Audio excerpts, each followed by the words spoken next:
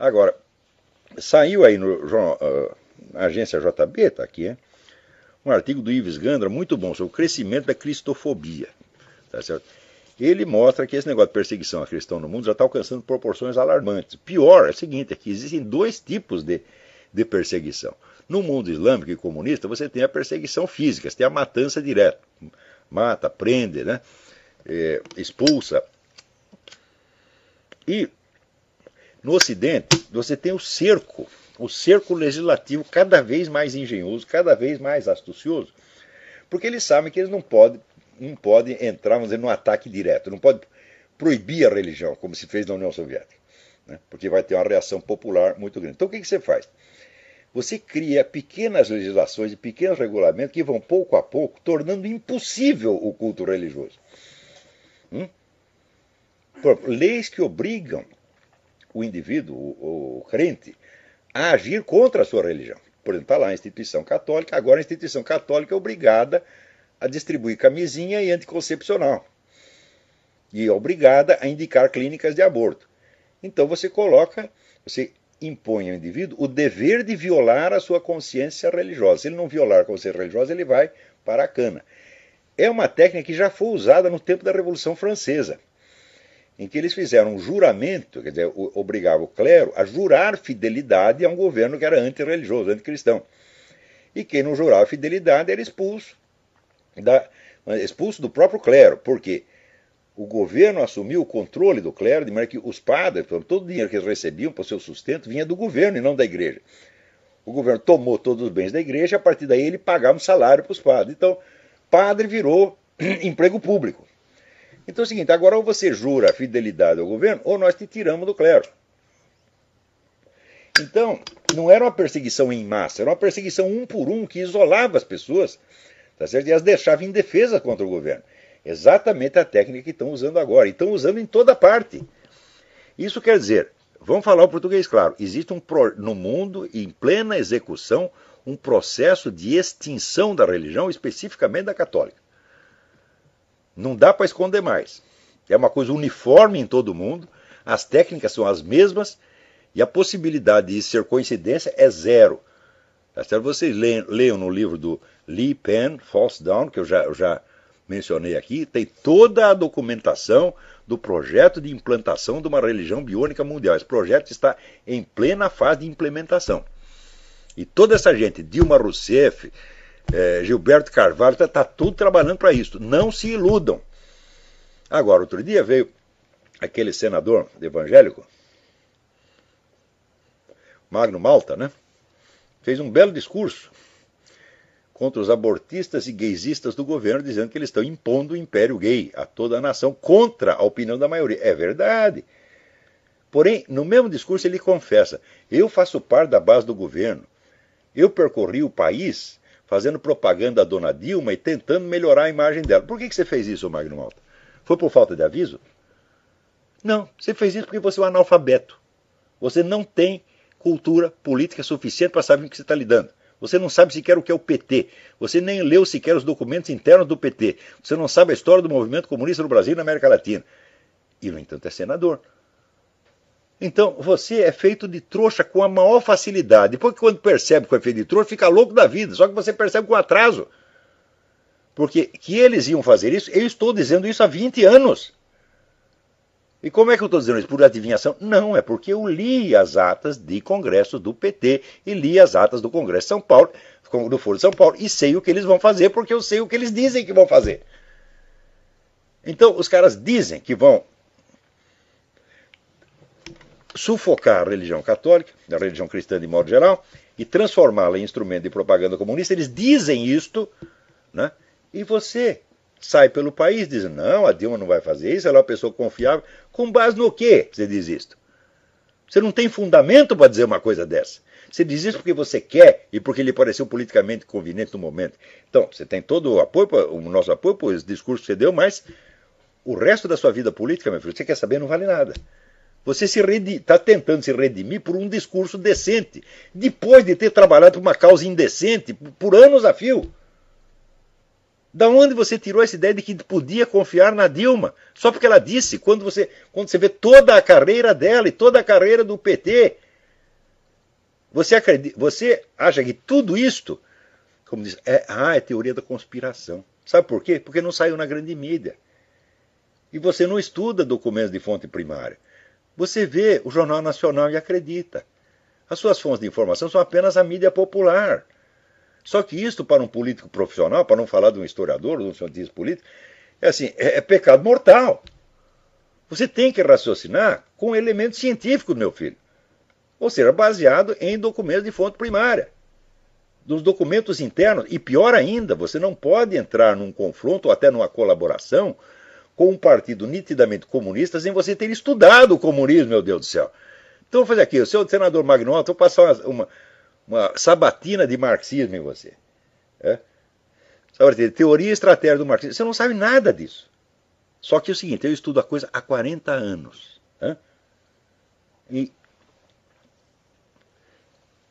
Só que a minha opinião não vale. Por quê? Porque ela se baseia em informações eruditas, informações que não são acessíveis ao povo e que, quando você as usa num debate, elas não têm aquela credibilidade automática das mentirinhas que foram repetidas 1000 vezes pela Globo, pela Folha, etc, etc.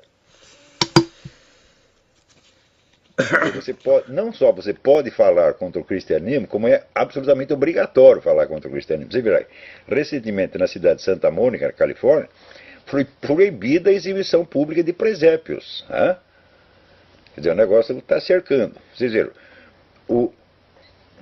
em 1954, o grande filósofo teólogo católico, Dietrich von Hildebrand, num livro que se chamava A Nova Torre de Babel, ele escreveu o seguinte.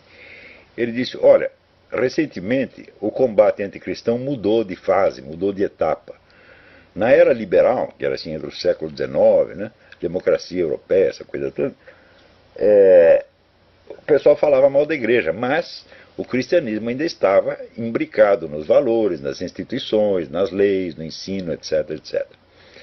Mais recentemente, diz ele, começou-se um esforço na esfera intelectual para repudiar totalmente o cristianismo. E ele dá como exemplo as obras do Jean-Paul Sartre, o existencialismo ateu, essa coisa toda. Só que esse combate anticristão, naquela época, estava na esfera das ideias, era coisa de intelectuais. Então, hoje, se Dietrich von Hildebrand estivesse vivo e fosse fazer uma reedição do seu livro, ele teria que dizer o seguinte, agora passou por uma terceira etapa.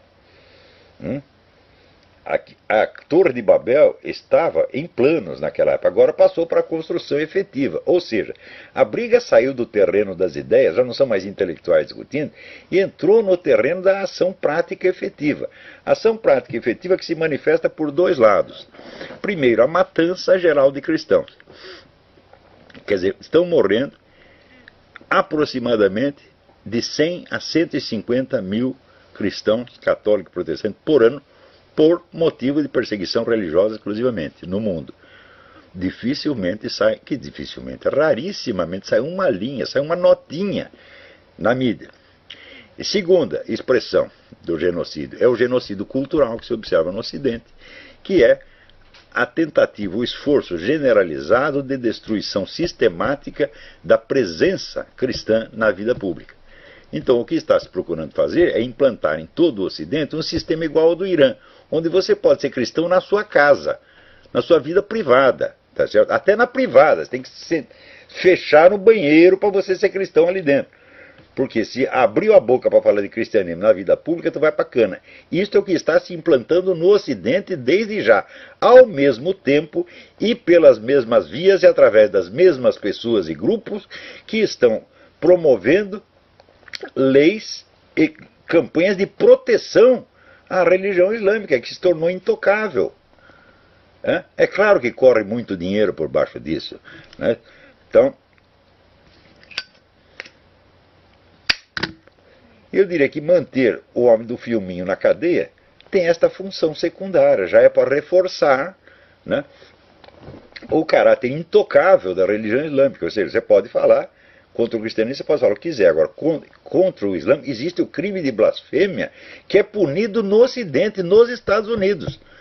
O rapaz está lá por crime de blasfêmia contra a religião islâmica. Agora, contra o cristianismo, você pode fazer imagem de Nossa Senhora cheia de merda, você pode pegar um crucifixo e jogar dentro da urina. Você pode fazer o que você quiser, porra. E é aplaudido e tem verba pública para fazer isso. Então, isso é um bom motivo para manter o menino na cadeia. É para lembrar as pessoas, sutilmente, olha, não abra a boca contra o Islã porque nós te pegamos. Né? Quer dizer, a lealdade do seu Barack Obama, né, ao radicalismo islâmico é uma coisa notória. Inclusive, você vê, o que estava fazendo em Benghazi o embaixador Chris Stevens? Ele estava lá distribuindo armas aos chamados insurgentes, entre os quais há inúmeros membros do Hamas e da Al-Qaeda. Agora aqui, ó, o Ministério Público pede que a frase Deus seja louvado seja retirada das notas de reais. Fala, ó, Deus não está precisando de notas de reais, tá? Né? Mas se tirar, para Deus não vai fazer a menor diferença. Né? Agora, isso faz parte do genocídio cultural. Quer dizer, você retirar todos os sinais da religião da vida pública, fazer recuar para a vida privada e, no fim, criminalizá-la e persegui-la. Então você tem o genocídio físico nos países comunistas e islâmicos e o genocídio cultural no Ocidente. Acontece o seguinte, o genocídio cultural sempre é preparativo do genocídio efetivo. E sempre foi assim, quer dizer, primeiro você quebra a espinha dorsal da comunidade, que são os seus valores, suas crenças, tá certo? O seu espírito de unidade, tá certo? Daí você pode mandar os caras para a cadeia ou para o pelotão de fuzilamento que ninguém mais liga. Então, você veja, este cara aqui, ele é evidentemente um cúmplice moral do genocídio anticristão mundial. E a mídia, quando não noticia o que está acontecendo, o silêncio, né, deliberado, também é colaboração com o genocídio. Se vocês estudarem a legislação internacional a respeito, vocês verão que todas estas condutas, quando praticadas contra os judeus, foram consideradas cumplicidade e crime. Só que os cristãos são bestas, eles não se lembram de usar a lei em favor deles. Mas estudem a legislação internacional e vocês poderão legitimamente acusar todas essas pessoas, toda essa perseguição anticristã, de cumplicidade com o genocídio anticristão no mundo. Porque, como disse recentemente a primeira-ministra da Alemanha, Angela Merkel, ela disse claramente, olha, a comunidade cristã é a mais perseguida do mundo. É claro que é. Nenhuma outra comunidade tem 150 mil vítimas por ano. Nem mesmo em guerra. Né? Quer dizer, isso aí, 150 mil vítimas por ano, isso aí são 6 guerras do Iraque por ano contra os cristãos. Agora, quando morre um desgraçado, um terrorista, ou quando você abre a boca para falar dos assassinos de cristãos, todo mundo se escandaliza, isso é perseguição, é racismo, é eurocentrismo, é não sei o que. Quer dizer, agora, se o pessoal cristão não quer se defender, ou não quer acreditar no que está acontecendo, então eles mesmos se tornam cúmplices da sua própria liquidação. Então daí, se você quer morrer, meu filho, ninguém segura. Né?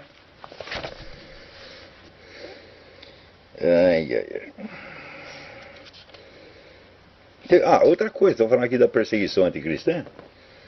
O Barack Obama, umas semanas atrás, ele disse o seguinte, ele disse...